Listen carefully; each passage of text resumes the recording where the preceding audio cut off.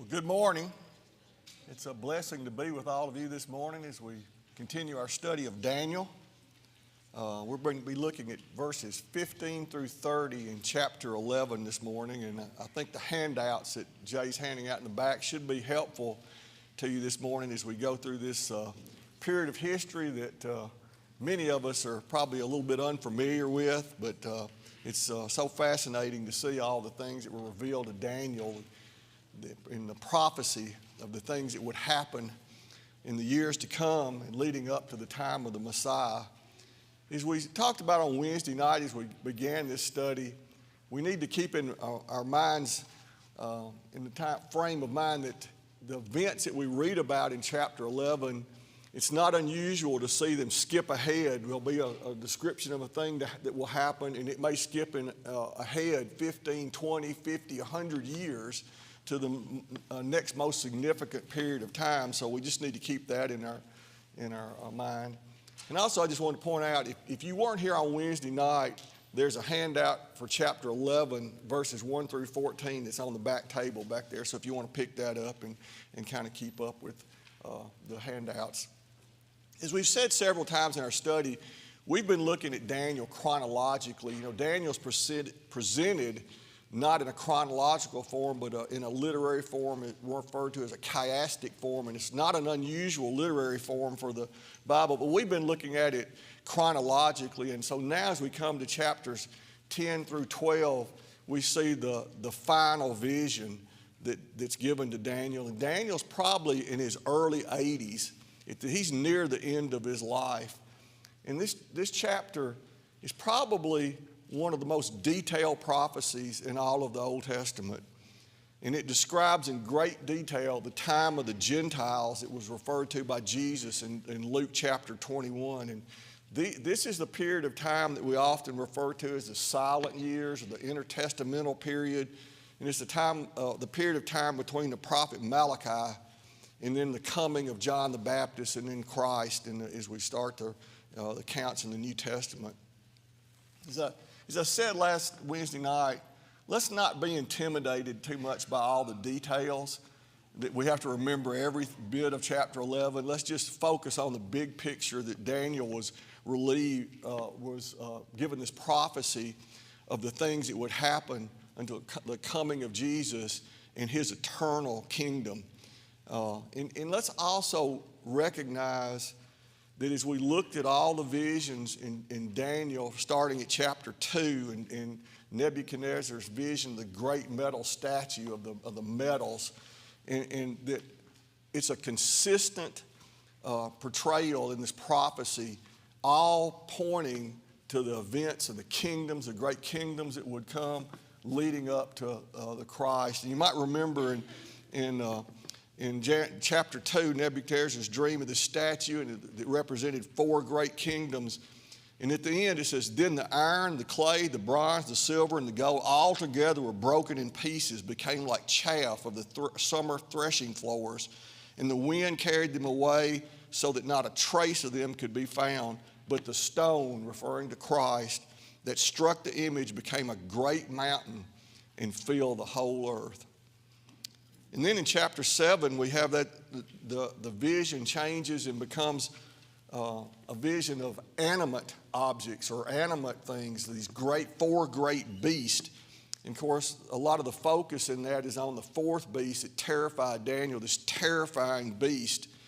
And as you get to the conclusion of that, it says, but the court shall sit in judgment, and his dominion, referring to a Roman ruler, and we talked about a couple of possible alternatives for who that is, shall be taken away to be consumed and destroyed at the end. And the kingdom and the domain and the greatness of the kingdoms under the whole earth shall be given to the people of the saints of the Most High. His kingdom shall be an everlasting kingdom, and all dominions shall serve and obey him. So let's just remember that all these things are consistent that we see in these visions. It's just as we get to chapter 11, it's a super detailed vision of the great kings and the kings of the north and the kings of the south and the battles that will ensue leading up to the time of Christ. So before we start our study, and we're going starting in verse 15 of chapter 11 in just a minute. Let's go to God in a word of prayer, and then we'll start our study. Heavenly Father, we're thankful for your word that you spoke to mankind by your servants and by your prophets. And we're most grateful that in these last days you revealed all truth through your Son. We are thankful that we can be the saints of the Most High, that we can be servants in Christ's everlasting kingdom. We ask for your blessings on our study of Daniel chapter 11 this morning. Help us to be impressed with your redemptive plan through your Son and your sovereignty over creation as we read these amazing things that were revealed to Daniel. And Lord, we ask for your blessings on all of our Bible classes this morning, and we pray that our worship service at the 10 o'clock hour would bring honor and glory to your high and holy name. We ask all these things in Jesus' holy name. Amen. Just a real quick review, and then we noted on Wednesday night as we look at Daniel chapter 11 that it could be broken down in verses 2 through 4, dealing with the Persian and Greek kingdoms, and then verses 5 through 39, and that's where we'll be in our text this morning. It's the 6 Syrian wars between Syria and Egypt, the Seleucians of the empire and the empire of the Ptolemies in Egypt. And then as we'll look on this coming Wednesday night, we'll be looking down towards the end in verse 40 and 45, and it deals with the Roman Empire coming up to the time of Christ. And just you might remember this slide. It's easy to keep up with the kings of Egypt. They're the Ptolemies. You just have to worry about what numbers behind their name. But of course, in the Syrian or the Seleucian Empire, the rulers are always Seleucus or Antiochus. And we'll be spending some time talking about Antiochus Epiphanes as we get towards the end. And just a quick review, as we looked at the verse 13, going back to that, we're dealing with the 5th Syrian War. We're dealing with Antiochus the third, or the Antiochus the Great. And he's dealing with Ptolemy the Fourth, who was only 8 years old when he became king. And the Roman forces were opposed to the Syrian forces conquering Egypt. And there was a peace treaty signed that stopped this conflict of the end of the 5th Syrian War, and it involved Cleopatra, who was just a teenager, but she was a Syrian. She was not an Egyptian. She was a Syrian given to Ptolemy to end the war. That was the terms of the peace treaty. We'll spend some more time talking about that today. In verse 14, there's chaos in Egypt because of this young king. And we read in the text, it talks about many shall rise against the king of the south, and the violent among your own people, speaking against the Jews. The Jews joined in trying to assist in this revolt in Egypt. And some think that was also thinking it's the time of the Messiah, and they were helping that cause.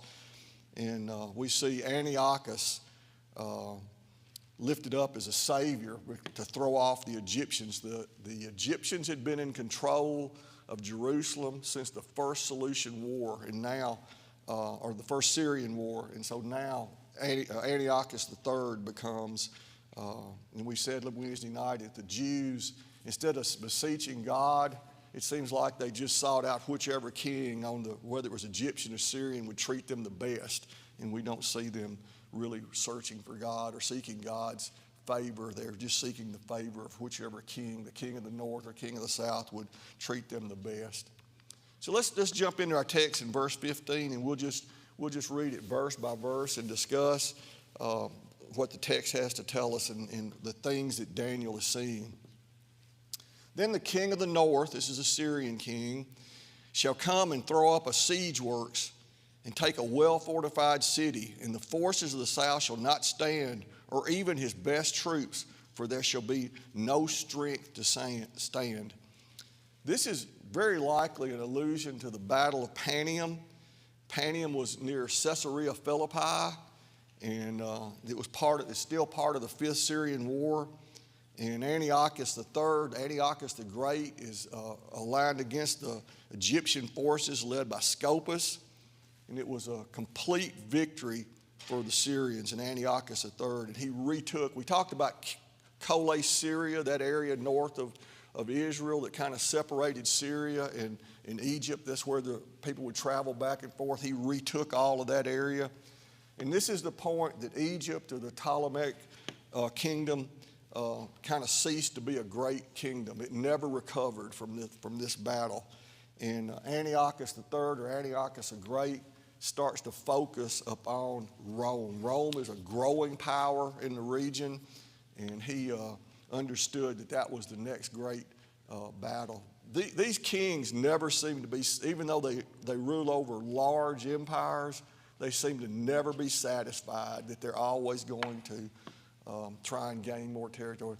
This just is a little, Caesarea Philippi is about 15 miles north of the Sea of Galilee. We also know about Caesarea Maritima. That's over on the coast. That's where Paul was in prison. That was the Rome, where the Roman garrisons were.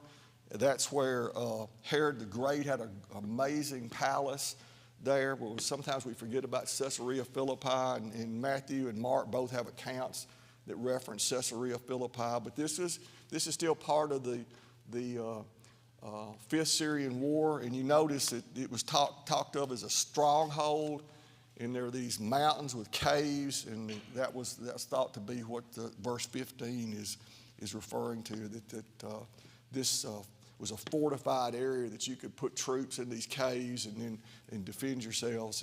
But it was a great victory for the Syrians and Antiochus the Great. Okay, let's move on to verse 16. And this at the beginning of this it refers back to verse 15, the king of the north.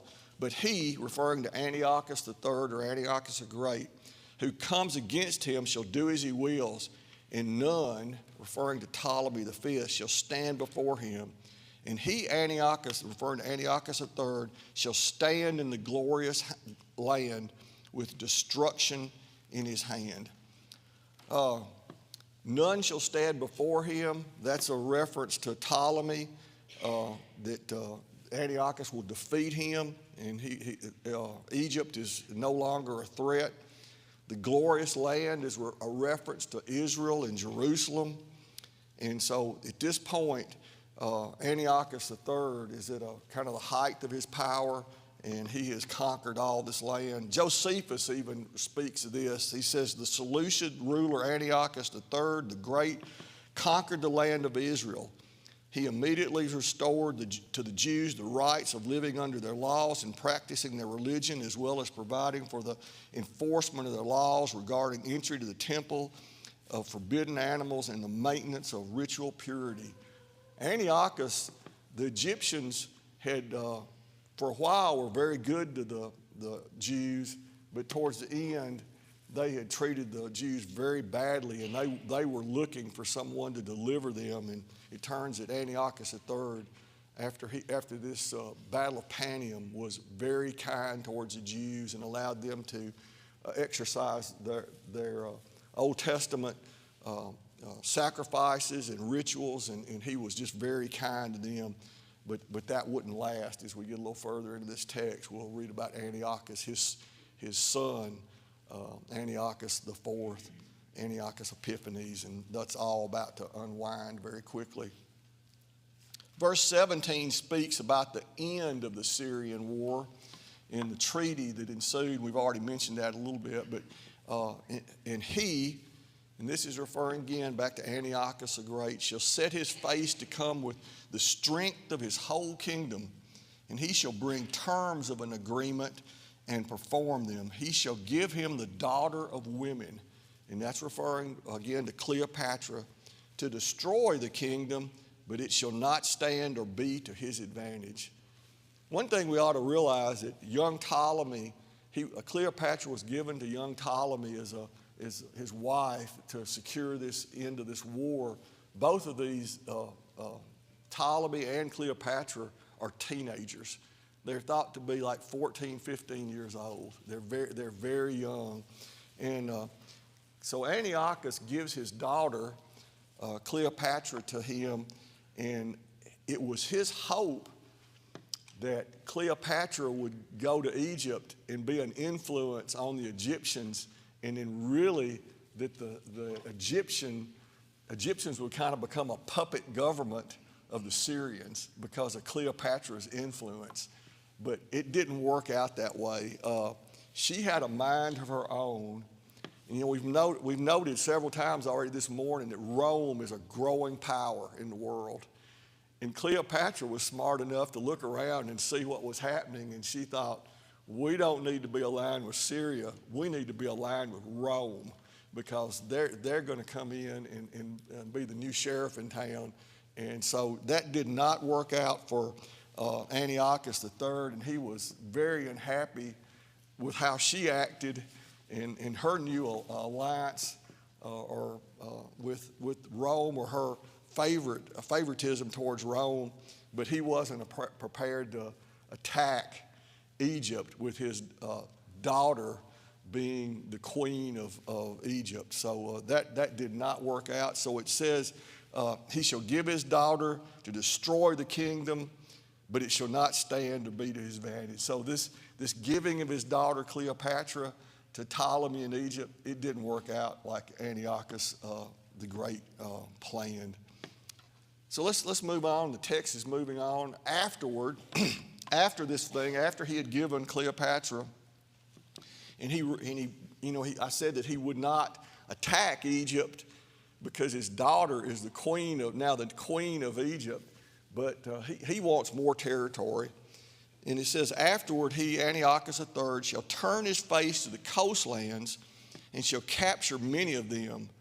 But a commander, and we'll talk about this, it's referring to a Roman commander, shall put an end to his insolence. Indeed, he shall turn his insolence back upon him.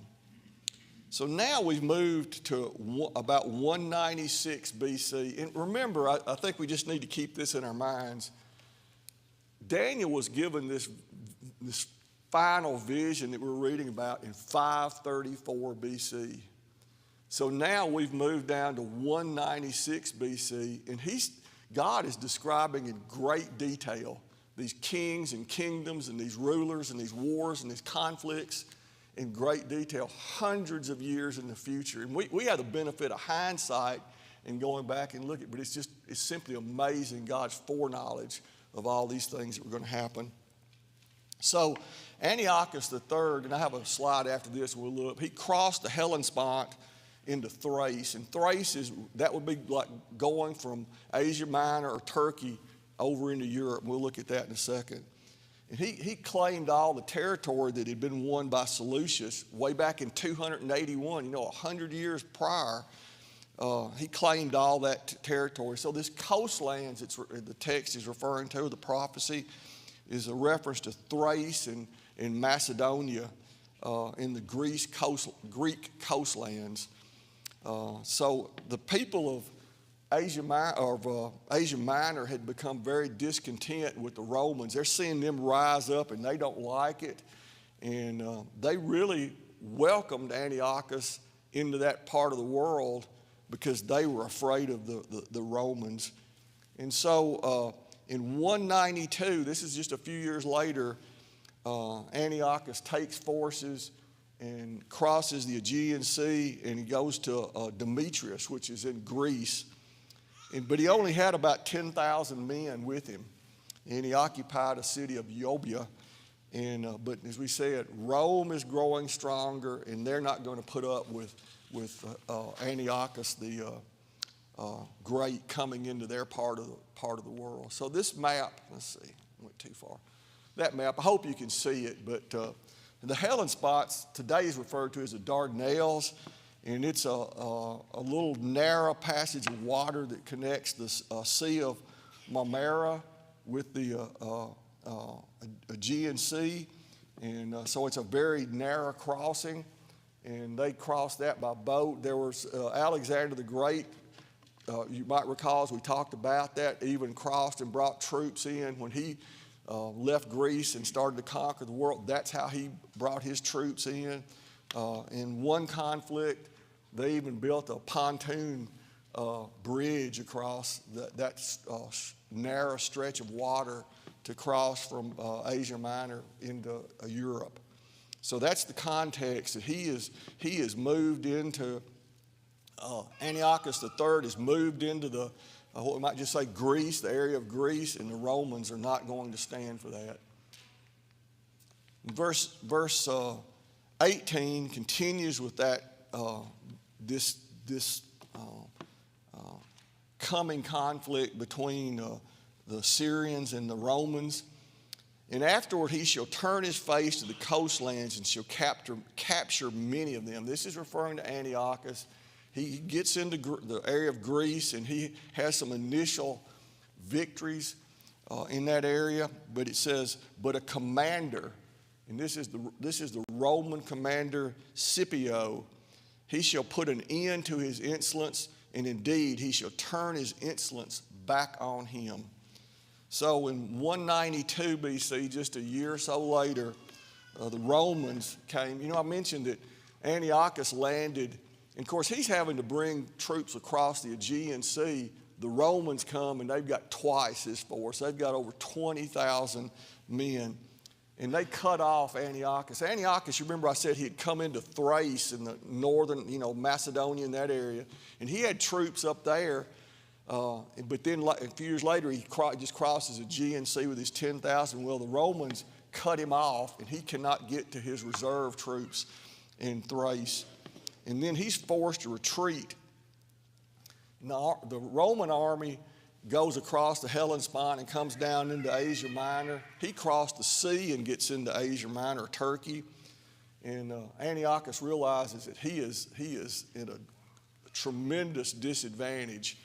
And he wanted to negotiate with the Romans, but the Romans insisted that he leave Turkey, Asia Minor, and retreat all the way back to the mountains of Tarsus. And that's where Paul was from, Tarsus.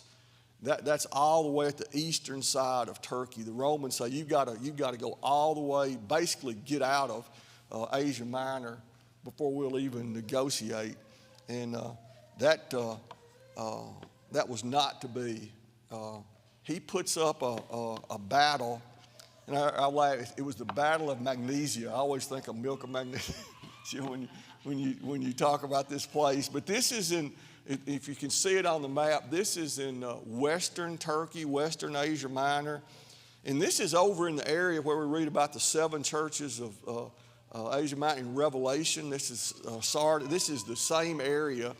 And of course, this was where great strongholds were put up to kind of protect that area of the world. But Antiochus puts up a defense there, and he is soundly defeated at this battle. And this is the end of what's referred to as the Roman-Syrian War. So Antiochus wouldn't attack Egypt. He wanted more territory. He wouldn't attack Egypt because his daughter Cleopatra was the queen there. So now he goes north and west and tries to get into Greece and that sort of thing. And the Romans have grown stronger. They cut his forces off. And then when he gets back into Turkey, he's soundly defeated at this battle. And that's in 190 BC. The treaty that ended that was also in this area, and it was at the Treaty of Apamea. That was a couple years later. It's kind of interesting to me that you read about these things and you think that it was boom, boom, boom, things happened. But even after this battle, it was a couple years later before there was actually a treaty. So there's periods of time between some of these things. And that treaty was finalized in 188 and ended this war. And by that treaty, the Romans were allowed to expand their territory. So they're moving east now. And if you can see on the map that green and blue in the slide that's on the photo that's on the right, Rome was still kind of dependent upon the kingdoms of Pergamum and Rhodes in Asia Minor for assistance. But nevertheless, this is the beginning of the end of Antiochus and the Seleucid Empire, the Syrians.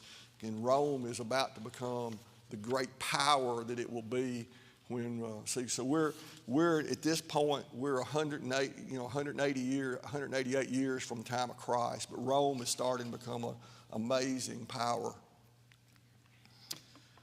Verse 19 speaks to the downfall or the end of Antiochus the Great. Then he, Antiochus the third, shall turn his face back toward the fortress of his own land, his homeland, but he shall stumble and fall and shall not be found. He had given up his claim for all the lands west of Tarsus Mountains, but under this treaty he was obligated to pay 15,000 talents of gold over a period of 12 years, and he had to surrender his army tanks, his elephants, his fleet, and he had to furnish hostages. And this becomes an important part a little later on. He gave up his son Antiochus IV, Antiochus Epiphanes, who was held hostage in Rome, and that was to entice the Syrians not to have any further actions against the Romans. So a few years later, in 188 BC, Antiochus was trying to raid a temple of Baal in Susa, and he was trying to get money to pay the Romans, and he was murdered there while he was trying to do that. So that was the end. He said, he shall not be found. And he was murdered in this Baal temple while he's trying to get money to pay the Romans. Now we move to the Antiochus III is dead, and his son Seleucus IV inherits or becomes the new king of the Syrian Empire, the Seleucian Empire. And this is what we're talking about, the succession of Antiochus the Great. Verse 20, then shall arise in his place, talking about his father Antiochus III, one Seleucus IV, his son, who shall send an exactor of tribute. And this is a reference to Helidorius. He is like the treasurer or the chief minister of the Assyrian government. He shall send an exactor of tribute, Helidorus, for the glory of the kingdom. But within a few days he shall be broken, neither in anger nor in battle. So in this text we see this exactor of tribute referring to Helidorus, but in a few days he shall be broken. Seleucus IV is murdered by Helidorus within a short period of time. So this verse 20 is referring to Seleucus IV, and he just ruled from 187 to 175. I apologize, that title on the slide there didn't come out like I like, but that's just continuing the same thought from verse 20. He sent Helidorus to raid the temple in Jerusalem because he had heard about how much money, how much gold and silver were in the temple. And that's recorded in 2 Maccabees. And it's also here in the text in Daniel chapter 11. And we'll talk about that in just a minute. But in 175, Helidorus murdered Seleucus. And so Seleucus was killed, not in a battle or in anger. He was just murdered by his subordinate, Helidorus. So when he sent Helidorus, we're backing up this exactor of tribute, he sent Helidorus to the temple in Jerusalem to get funds because he needed money to pay the Romans. When he got there, the Jews told him that the money that was in the temple was mainly for the widows and orphans, but that didn't mean anything to Helidorus. And it said when he entered the treasury with a bodyguard, there appeared to him a great apparition. This is recorded by Josephus. A rider on a magnificent horse and two young, strong men, splendidly dressed.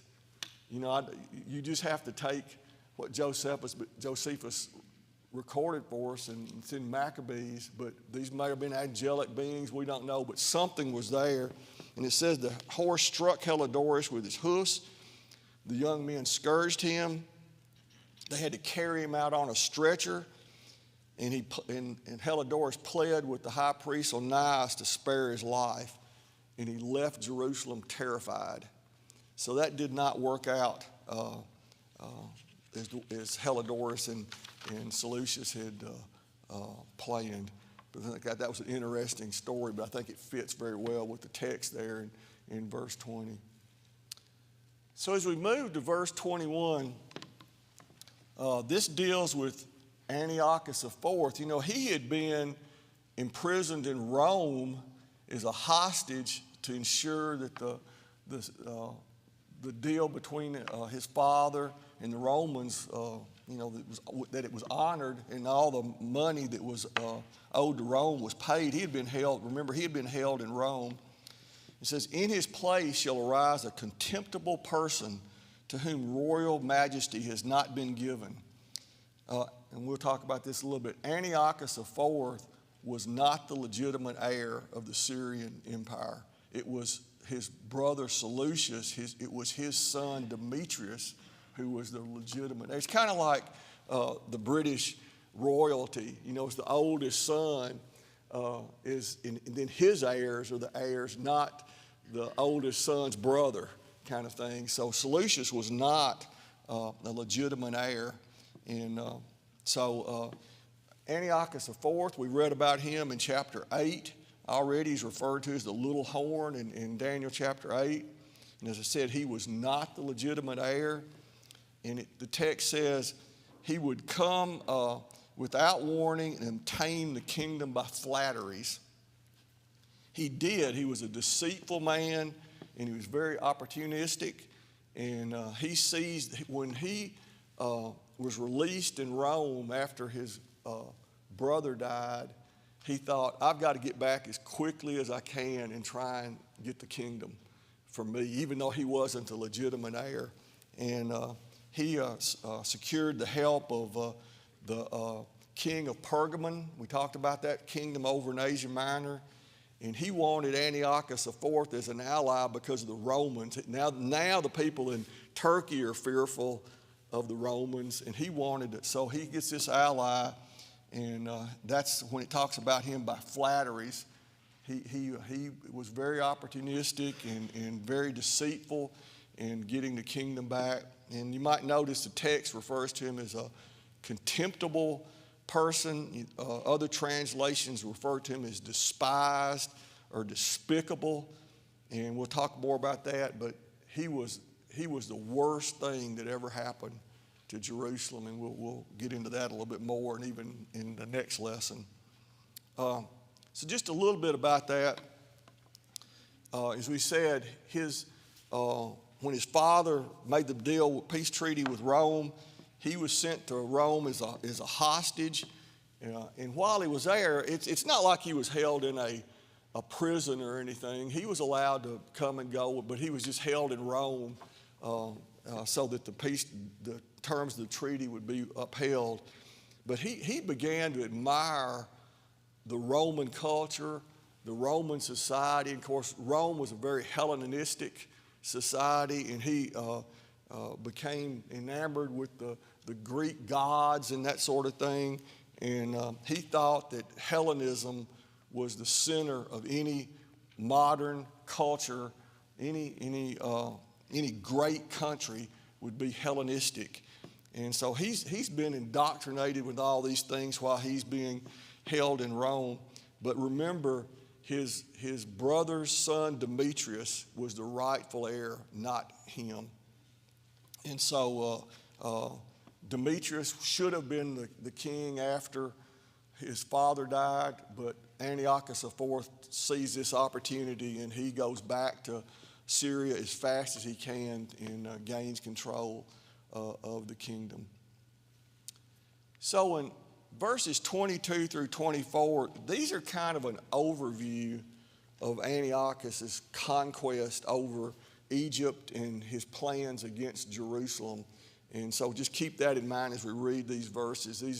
Some of this is not as specific, but it's just this overview of the things that happened. So he has gained control by deceitful means over the Syrian Empire, and it's a tragic time for Jerusalem. Verse 22 says, armies shall be utterly swept away before him and broken, even the prince of the covenant. These great armies is just a reference to it seems like everything that stood in Antiochus' way he conquered. which I find amazing that he comes in, he's not the legitimate heir, and then he winds up with this great army in Syria. And he hasn't even been in Syria for a long time. He's been in Rome, and he's able to come back and ever how with flattery or deceitful way, he gets this great army together, and he literally becomes an all-conquering force in that part of the world. So Ptolemy VI is now in power, and he attacks, but Antiochus would defeat him. And this reference to that he be swept away, even the Prince of the Covenant. The Prince of the Covenant would be a reference to the Jewish high priest. And the Jewish high priest at this time, we mentioned earlier, is Onias. It's Onias III. And in 174 BC, Antiochus IV replaced him with his brother, Onias' brother, Jason. And Maccabees has great detail about all this. But Jason's real name was Joshua. And he was so enamored with the Hellenistic world that he changed his name from Joshua to Jason. And during his 3 years, he had a great deal of influence over Jerusalem. He even built a gymnasium. And of course, the root word for gymnasium is naked. They did all these exercises and things in the nude, and it was right across the street from the temple. It was just onerous what Jason did. He even sent large sums of money from the temple to athletic games in Tyre that were honoring Hercules. So you see the culture of Jerusalem, their worship of the Most High God is just turned upside down by this change in power of the high priest. And even though Jason was of the right lineage, he had been corrupted by the Greek way of life. And that's when he said even the Prince of the Covenant would be swept away by, he's talking about how Antiochus influenced the high priest role in Jerusalem. Verse 23. And this is expanding on verse 22. And from the time that an alliance is made with him, he shall act deceitfully, and he shall become strong with a small people. In 172, this alliance will be made with him. Menelaus, who was a tribe of Benjamin, he was not of a lineage to be a high priest. He came to Antiochus and offered 300 talents of more gold than Jason had offered for the position of high priest. And of course, that's all Antiochus had to know was, hey, somebody's going to pay me more money for this position than the last guy. And of course, this role of the high priest became a political office after that point, and it remained a political office all the way up until the time of Christ. So this influence of Antiochus, this deceitful thing, this alliance that was made with him, it destroyed the role of the high priest, and it was destroyed from then to the time of Christ. And at this point in time, we see how what Antiochus had inflicted upon Jerusalem, now the people of Israel and Jerusalem, they want the Egyptians back. This is the point, and this is the kind of the seed of the Maccabean revolt that we'll talk about on Wednesday night. Verse 24, without warning he shall come into the richest parts of the province, and he shall do what neither his fathers nor his fathers' fathers have done, scattering among them plunder, spoils, and goods. He shall devise plans against strongholds for only a small time. He basically conquered all of the Kole Syria area. He conquered things that his father hadn't done all the way down to most of Egypt. He scattered plunder among them. That's a reference to Livius, the Roman historian, makes note of this.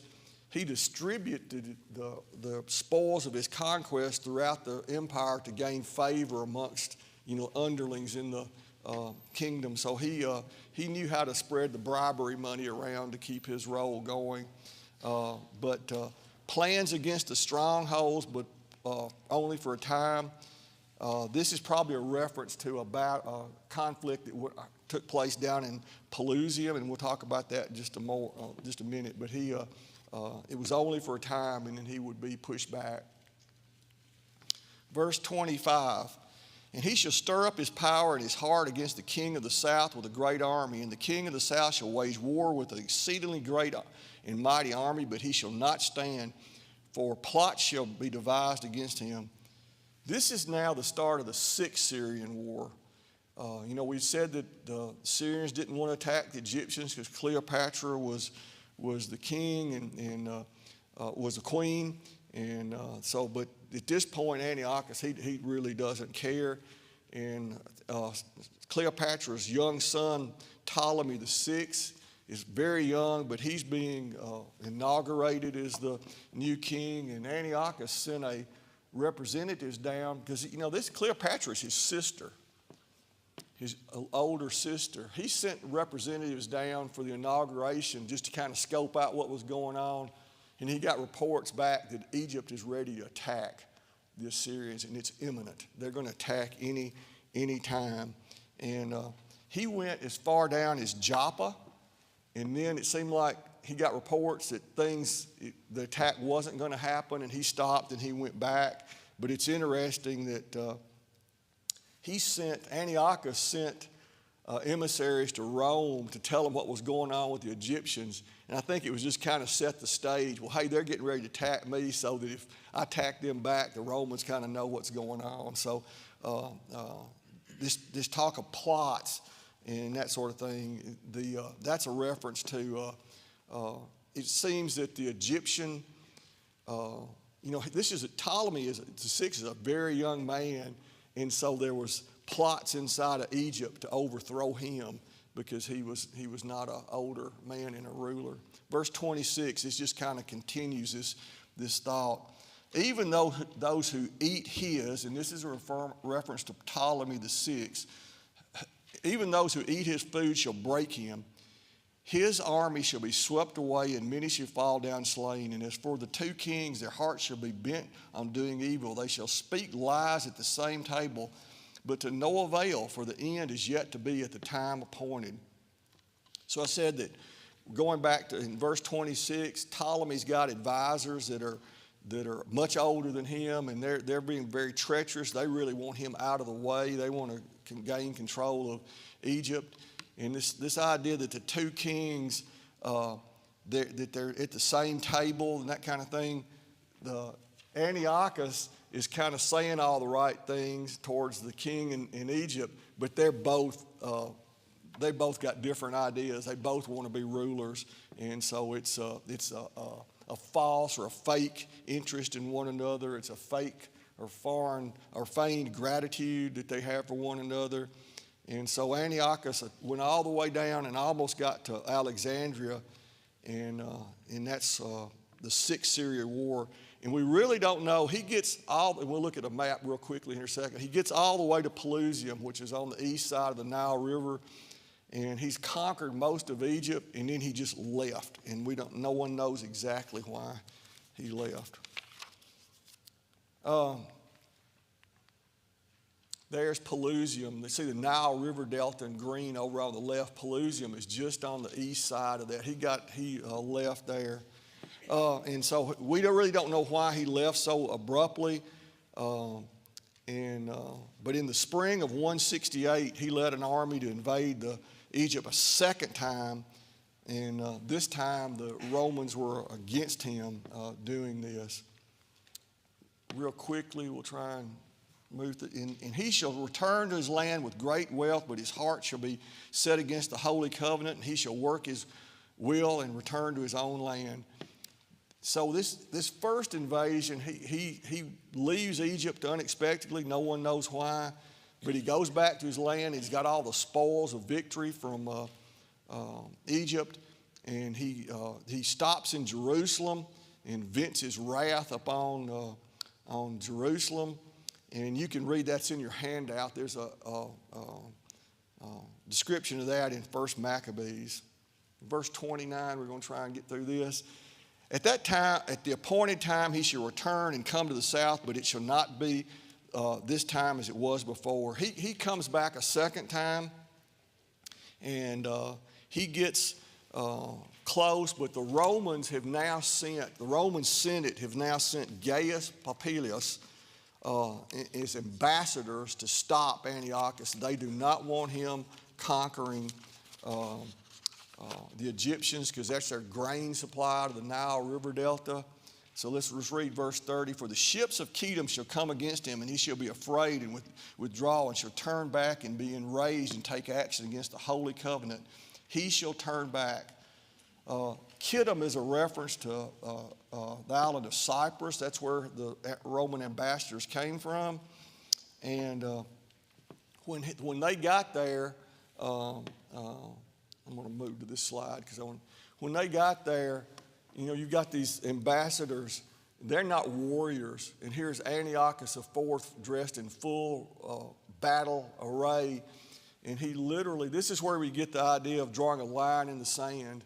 He literally drew a circle around Antiochus IV in the sand and told him that if he did not leave Egypt, that would be considered at war with Rome. And he said, I need to think about this. He says, no, if you step outside of this circle, you will be at war with Rome. And so he left, and we'll talk about that on Wednesday night, but he goes back and he vents his full fury. It's like having a bad day at the office and going home and kicking the dog. He got to Jerusalem, and it was terrible. But this is where you get the saying, a line in the sand or a circle in the sand. This is where this saying comes from, is this interaction between the Roman ambassador and Antiochus IV. So we'll pick up Wednesday night on that. Go ahead and read the last verses down through the verse 45, and pay special attention to verses 36 through 45, because that is where the most controversial part of Daniel chapter 11 is, and we'll talk about that on Wednesday night. Thanks so much.